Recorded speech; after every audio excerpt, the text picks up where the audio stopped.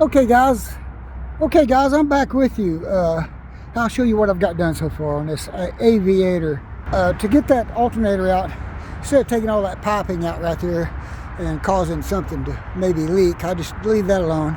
Easiest way to do it is just take out that fan shroud and the fan, get it out of your way. It ain't that big a deal. 2 bolts on the bottom of this fan shroud.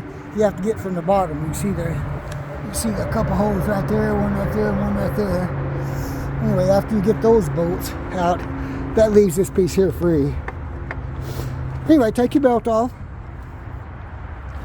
And I've already got, this guy's putting a used alternator in there, so I've already got it on there. I've already took it off. You have to take these all the way out in order for it to raise up high enough to come out.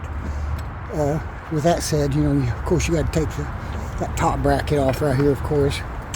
So anyway, I'm going back with it. And I just want to make sure that everybody understands that when you do use these, when you do go back in with these bolts, the best thing to do is, of course, I'm using one hand right now, and normally I got 2 hands on it, but I'm going to put that on there and I'm going to start it by hand on both of them. And I'm going to get them both in there real good, a couple rounds, and then I'm going to put this top one on there, get all the bolts on it, and then once I get that on there, then I'll tighten everything up. I'll go through here slowly and go through all of them and get them tight. Then I'll put the belt back on it and all that good stuff.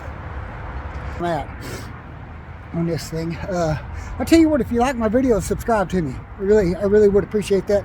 And like the button, and if you want to, make a comment on there. It always helps too. And I'm going to get back on this and finish it up. It's a little chilly out here today. I said that earlier, but it is. I'll talk to you guys later.